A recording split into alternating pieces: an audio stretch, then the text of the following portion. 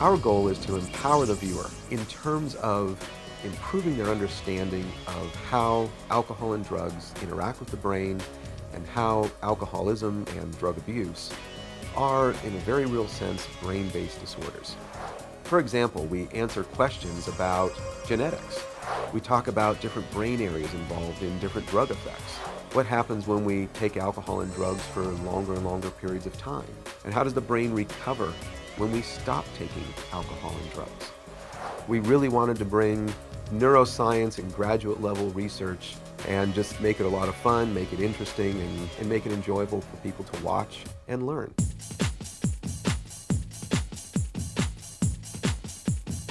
What we did was to bring together very talented individuals, ranging from some of the top experts in alcohol and drug abuse research, some of the best known clinicians doing substance abuse treatment from around the country, as well as a very, very talented and award-winning production team, both in terms of video production, computer animation, and music composition and recording.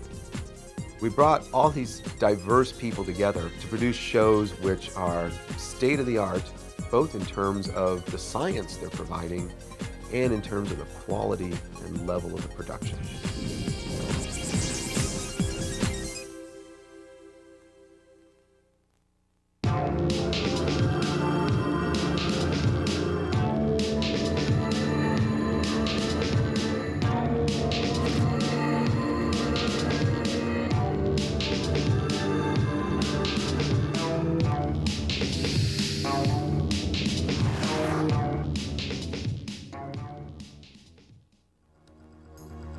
Since the beginning of time, humans have used many different substances to change their mood and state of consciousness. But as we all know, the negative effects of continued drug use, or sometimes even a single episode of drug use, can far outweigh any short-term good feelings that these drugs may create.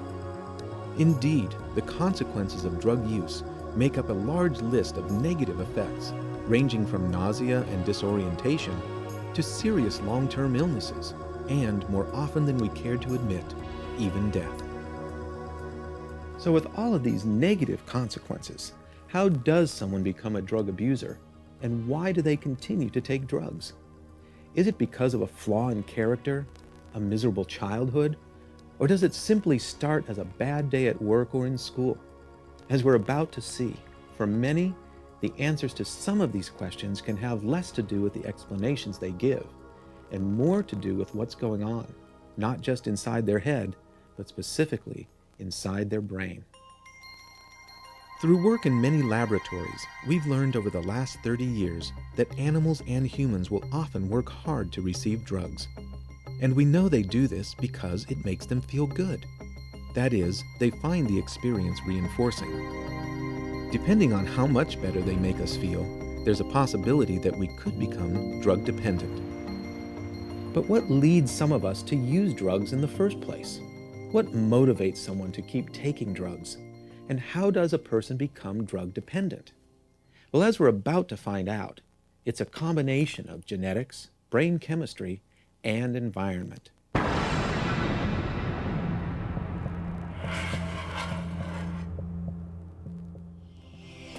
Whether it's a mouse, monkey, or human, all mammals have very important brain structures organized into a system we call the reward pathways.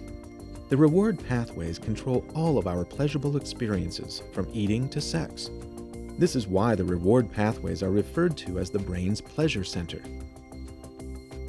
One of the most important parts of the reward pathways is the nucleus accumbens. The nucleus accumbens is a very small part of the brain. Although it is only about the size of an apple seed, its impact is enormous.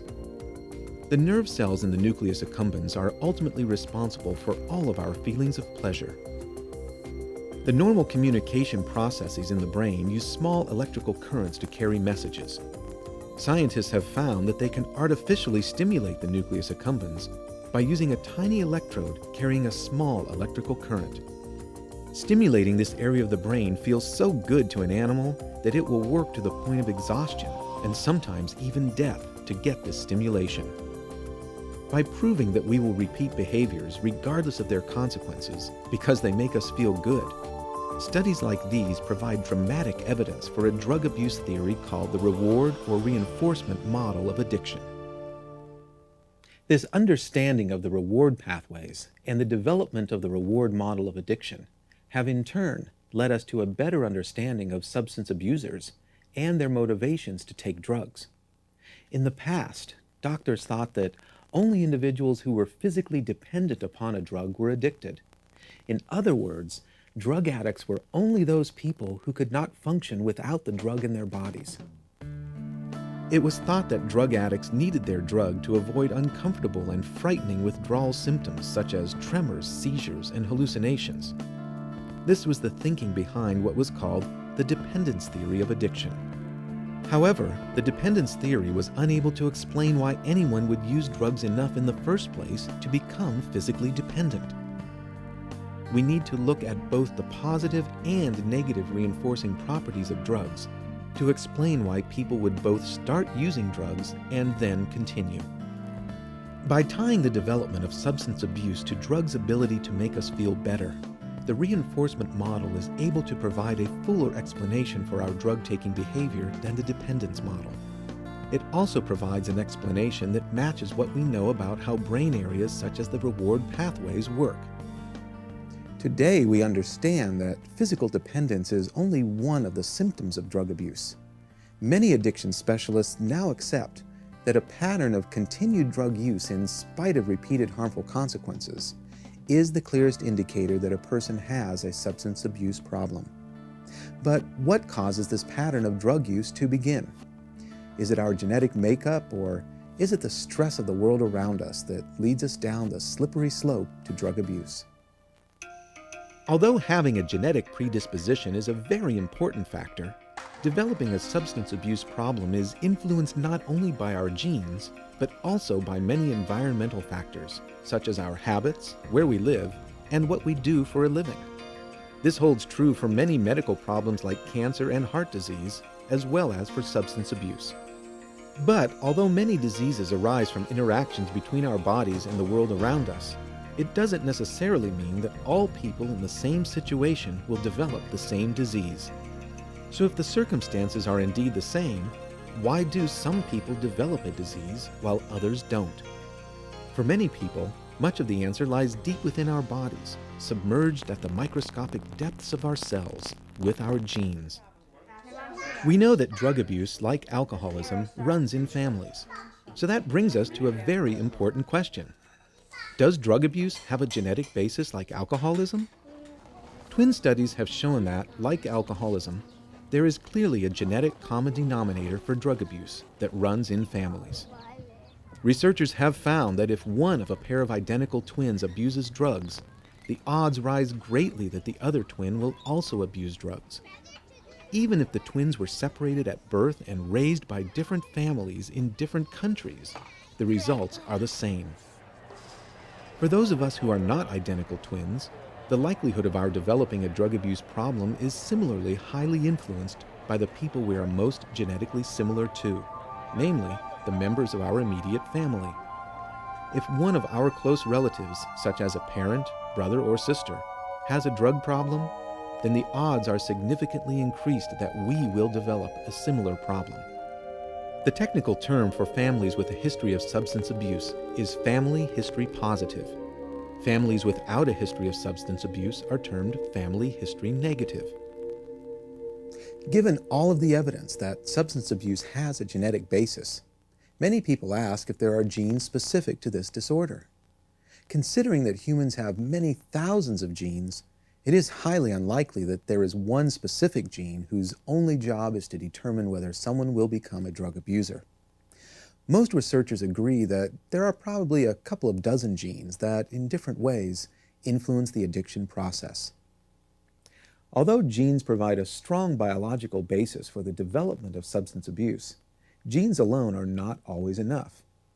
We also know that some people who have no clear genetic predisposition also abuse drugs. Other factors, such as personal history and stress factors, also play an important role.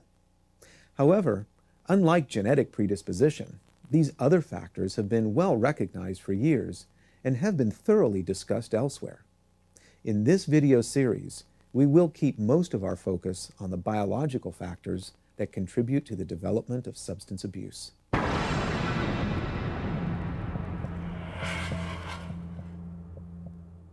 Scientists have been investigating the biological causes of addiction in many ways for many years. Hundreds of studies have clearly shown that voluntarily taking drugs is not a uniquely human behavior. Animals like monkeys, rats, and mice will voluntarily take alcohol and drugs just like people do. Many animals will easily learn to perform a task, such as pressing a lever, in order to receive the very same drugs that people abuse. But why would animals want to work to get drugs? Although we can't look inside an animal's head to see why it will work to get drugs, in many ways, its behavior seems to speak for itself. It appears that other animals, just like humans, won't keep doing something that they don't, shall we say, enjoy. But once an animal has learned that behaving in a certain way, such as pressing a lever, will get them an injection of cocaine, many of them will not only repeat that behavior, they will do it as often as possible. When something makes a behavior more likely to be repeated, that something, in this case a drug, is called a reinforcer. So, positive reinforcer is the term for things that make people and animals more likely to repeat certain behaviors so they can get what they want over and over again. Smoking is a good example. People who get pleasure from smoking will often light up continuously. Because the nicotine contained in cigarettes is a very strong reinforcer, a person will repeat their smoking behavior regardless of any negative health consequences. We do this because if something is positively reinforcing, it feels like we're being rewarded for our behavior, which means we will most likely do it again. Many scientists now believe that regardless of what other reasons people might have for using drugs, one of the most important reasons is because in some way, the drug makes them feel good or is rewarding to them. When people take a drug because it's rewarding, that drug is called a positive reinforcer. Like nicotine and alcohol, all drugs of abuse are also powerful positive reinforcers. Now, it is an interesting part of human and animal behavior that in addition to working for pleasurable things, animals, like people, will also work to avoid unpleasant things. Things that animals and people will work to avoid are called negative reinforcers. For instance, animals will quickly learn to press a lever to avoid getting shocked. In this example, the shock is a negative reinforcer. Although people also like to avoid physically painful events like shocks, they more frequently have to work to avoid feeling uncomfortable emotions or re-experiencing unhappy memories. When people take a drug to avoid feeling bad, it's just like pressing a lever to avoid getting shocked. Our understanding of drugs as positive reinforcers and their effects on the reward pathways has led to the development of the reward model of addiction. The reward model of addiction is a widely accepted explanation for how and why people become drug abusers and provides a biological basis for substance abuse disorders. Because certain types of drugs, such as cocaine, amphetamine, heroin, PCP, and barbiturates, to name just a few, are very strong reinforcers, many scientists believe that these drugs make people experience a loss of control, which makes them much more likely to repeat the same behaviors over and over. In this case, continually seeking and using the drug in spite of the negative consequences.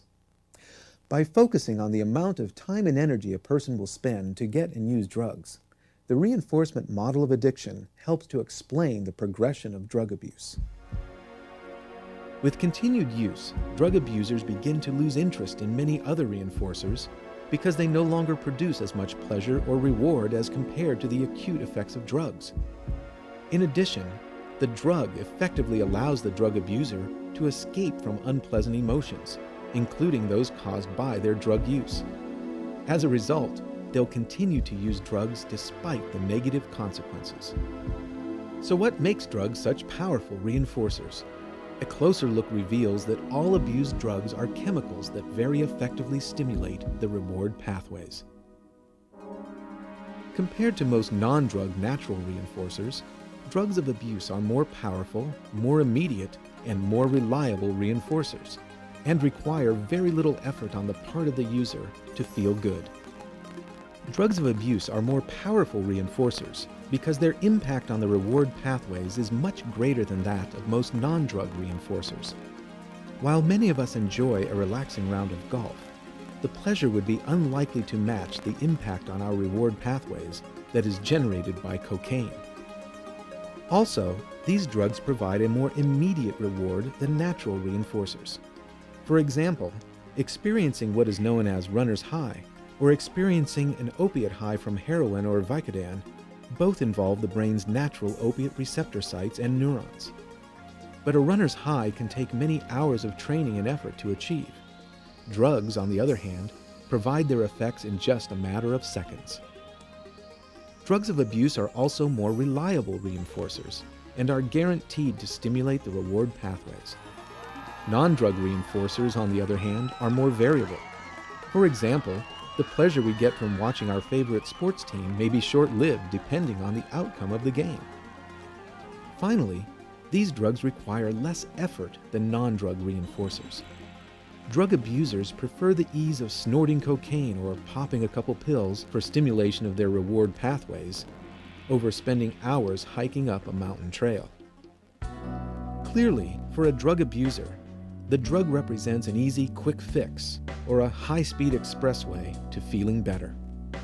That is why it is often such a major challenge for recovering substance abusers to substitute healthier reinforcers for the pleasures they get from drugs and drug-related activities. This difficulty may also explain why some abstinent substance abusers begin to abuse other drugs or develop other compulsive behaviors, such as gambling and overeating.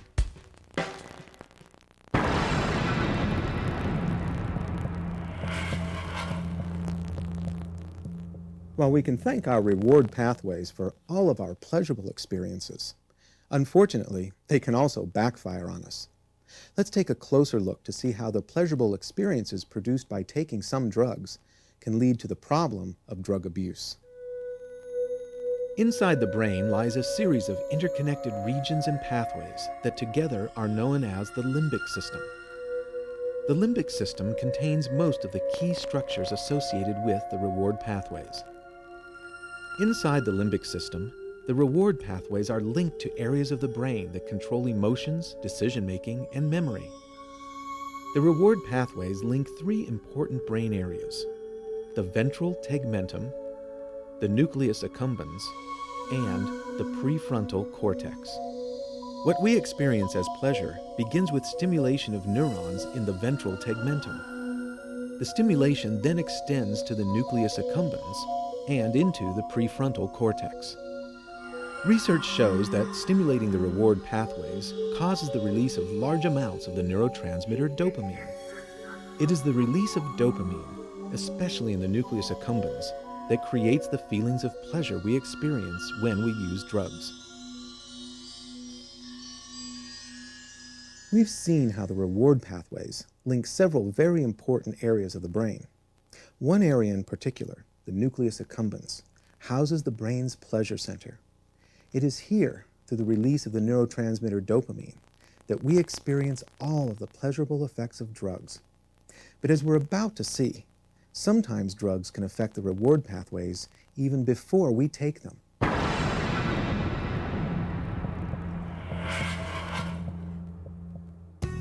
So far, we've talked about how certain drugs of abuse affect the reward pathways. Many of them stimulate our reward pathways by directly causing changes in our brain chemistry. However, there are also other, less direct ways in which continued drug use can stimulate the reward pathways. Many of these indirect ways involve environmental cues, such as the people, places, and activities closely associated with the direct stimulation of the reward pathways. When the reward that results from taking a drug is paired over and over again with certain places, we become conditioned to experience that place as pleasurable. Then, when our reward pathways are stimulated by an environmental cue, like entering a similar type of place, we often experience a strong desire to take the drug. This strong desire is what is known as a craving. Similarly, If you tend to do most of your drugs with the same group of people, you may begin to feel drug cravings just from seeing them. This is because you have associated the habit of drug taking with this particular group of people. This learned association is called a conditioned response. So what are conditioned responses and how do they turn into cravings? The answer begins with a trip to Russia. A century ago, a renowned physiologist, Ivan Pavlov, formulated his groundbreaking theory of behavior involving learned associations and conditioned responses. Pavlov is most famous for his experiments involving dogs, where just before he would feed them, he would ring a bell. As the dogs began to associate being fed with hearing a bell, the dogs soon learned to expect food every time they heard the ringing of the bell. Soon, just hearing the bell was enough for the dogs to become excited. They would begin to salivate just as though they were actually being fed. This behavior is called a conditioned response. Just like Pavlov's dogs hearing a bell, people also learn to make connections between their environment and the positive reinforcers associated with that environment. Drugs are no different. People tend to associate the pleasurable feelings of drug use with the people, places, and activities that are around when that drug use happens. The biological basis for these environmental cues lies in our brain's ability to rapidly learn associations between events, particularly those that create strong feelings of pleasure, and features of our surrounding environment. The environmental features that evoke cravings for drugs are often referred to as triggers. While some triggers to use drugs are external cues from the world that surrounds us, other triggers may be internal, such as painful memories or unpleasant emotions. Whether internal or external, exposure to these triggers can cause neurons within the reward pathways to release small amounts of dopamine as an anticipatory response. Like Pavlov's dogs being triggered by a bell to salivate in anticipation of food, our brains also learn to anticipate drug effects when exposed to cues associated with drugs. Under these circumstances, our brains release small amounts of dopamine in the reward pathways. These anticipatory responses form the biological basis for the cravings that many drug abusers feel for their favorite drug. By understanding how drugs affect the reward pathways, we begin to learn about the complex processes involved in both the development of substance abuse disorders and in recovery from them. Because drugs can be such powerful and reliable positive reinforcers, we've learned that many recovering drug abusers have difficulty enjoying activities that do not involve drug use. This may be why some abstinent drug abusers develop other addictive behaviors. We also know, based on studies with laboratory animals and human studies with alcohol, that there are likely important biological differences in the brain chemistry of drug abusers versus non-drug abusers, particularly within the reward pathways. We've also learned that because environmental cues can stimulate the reward pathways and lead to cravings, recovering substance abusers should attempt to avoid the people, places, and activities that they strongly associate with their drug use. Finally, we've learned that although being family history positive does not guarantee that someone will develop a substance abuse problem, research clearly shows that these persons are at greater risk to develop this type of problem than someone who is family history negative. And because drug abusers are forced to live in a world that surrounds them with many drug cues, triggers, and primers, they remain at risk for drug-related problems for the rest of their lives.